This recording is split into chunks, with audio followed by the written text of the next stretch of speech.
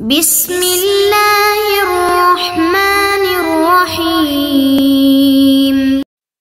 بسم اللہ الرحمن الرحیم۔ السلام علیکم ورحمۃ اللہ وبرکاتہ۔ اس طلبہ امید ہے بخیر عافیت ہوں گی۔ تفسیر جلالین سورہ نساء سبق نمبر 145 کے ساتھ آپ کے سامنے حاضر ہیں۔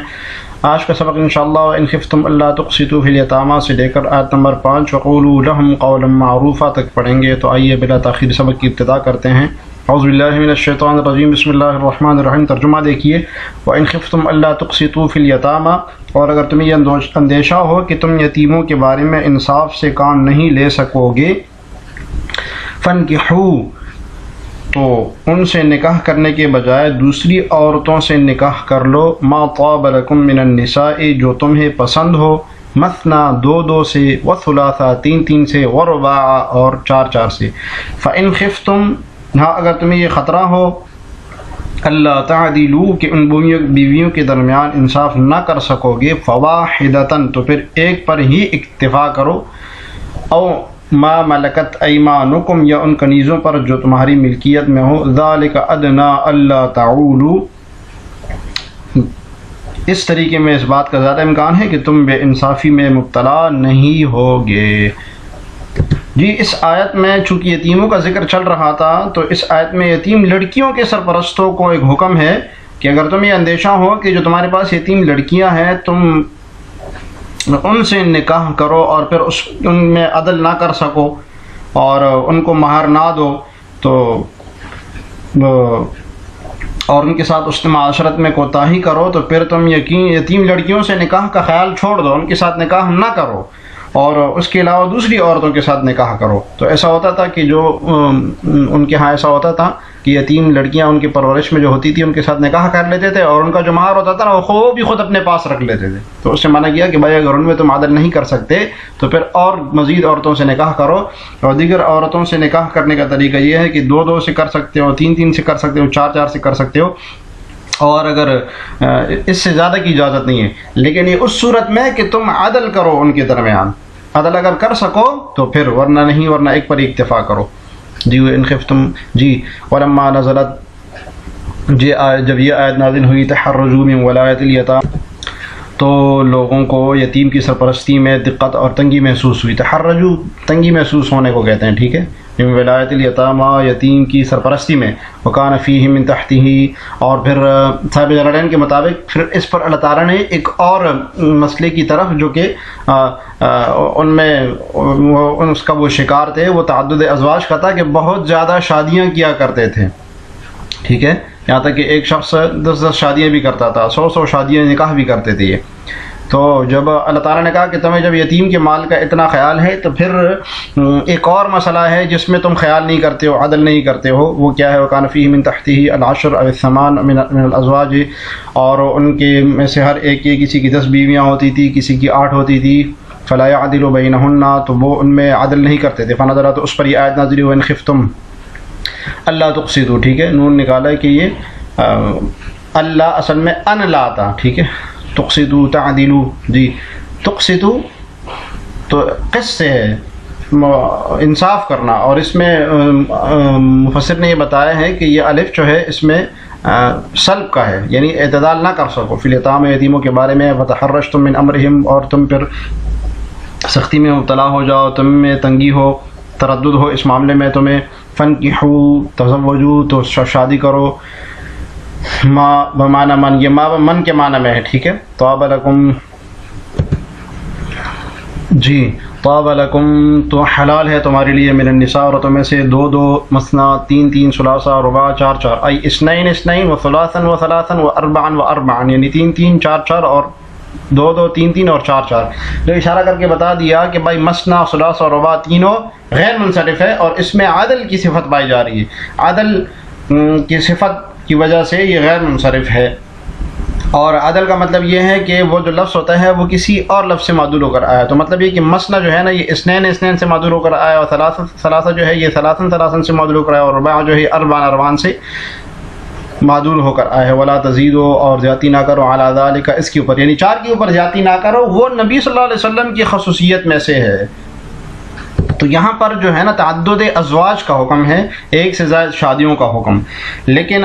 فرمایا کہ اگر تمہیں اندیشہ ہو کہ ان میں، لیکن یہ اس شرط کے ساتھ کہ عدل ہو سکے، اس لیے کہ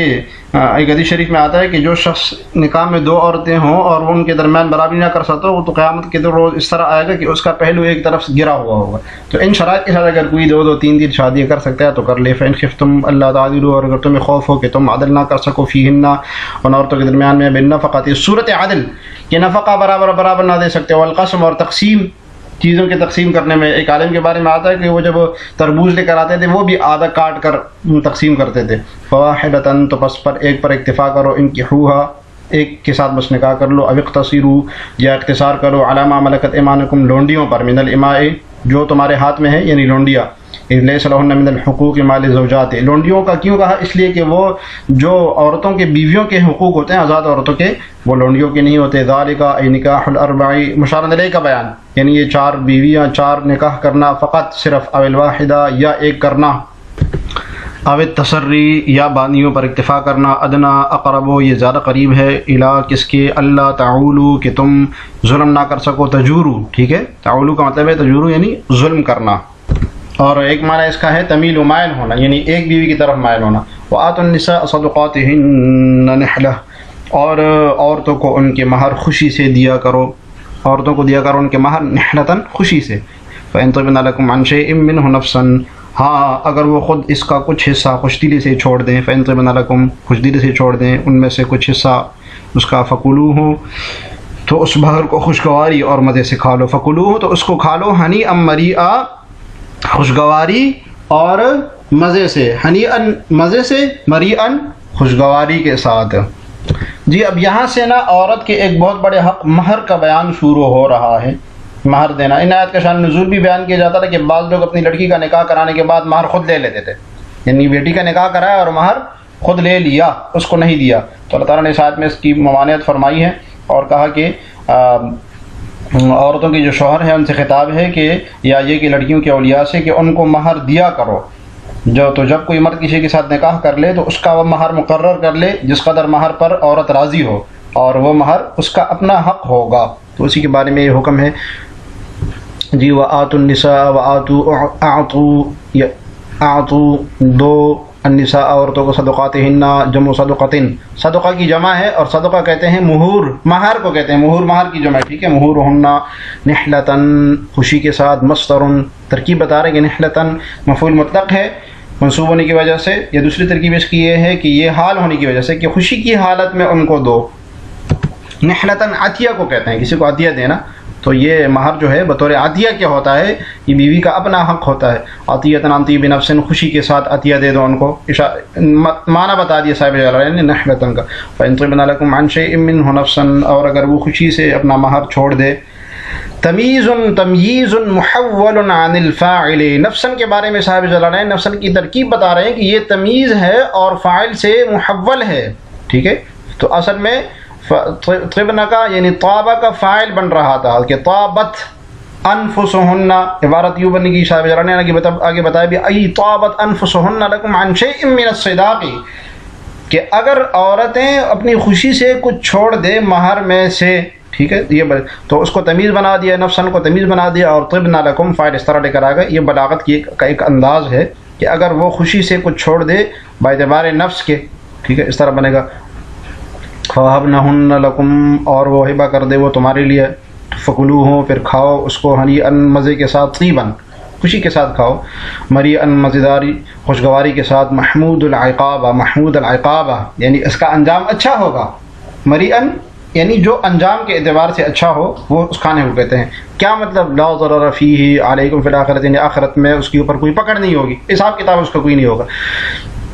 آگے دیکھیے، وَلَا تُؤْتُوا السُّفَهَاءَ أَمْوَالَكُمُ الَّتِي جَعَلَ اللَّهُ لَكُمْ قِيَامًا وَارْزُقُوهُمْ فِيهَا وَاكْسُوهُمْ وَقُولُوا لَهُمْ قَوْلًا مَّعْرُوفًا۔ جی اور نہ سمجھ یتیموں کو اپنے وہ مال حوالے نہ کرو، وَلَا تُؤْتُوا السُّفَهَاءَ، اور نہ حوالے کرو، سفہاء نہ سمجھ یتیموں کو، اموال تمہارے اموال، الَّذِي جَعَلَ لَكُمْ قِيَامًا جن کو اللہ نے تمہارے لیے زندگی کا سرمایہ بنایا ہے، وَارْزُقُوهُمْ فِيهَا، ہاں ان کو ان میں سے کھلاؤ، وَاكْسُوهُمْ اور ان میں سے پہناؤ، وَقُولُوا لَهُمْ قَوْلًا مَّعْرُوفًا اور مناسب انداز سے ان کے ساتھ بات کرتے رہو، معقول بات ان کو کرتے رہو، جی اس آیت میں یہ بتایا، چونکہ یتیموں کے احکام چل رہے تھے تو اس آیت میں یہ بتایا کہ اگر یتیم بیوقوف ہے، ناسمجھ ہے، مال کی حفاظت نہیں کر سکتا، تجارت نہیں کر سکتا، اور تم ان کی ولایت کر رہے ہو، تو اس کے بارے میں خیال ہو کہ اس کا مال یوں ضائع نہیں کرو،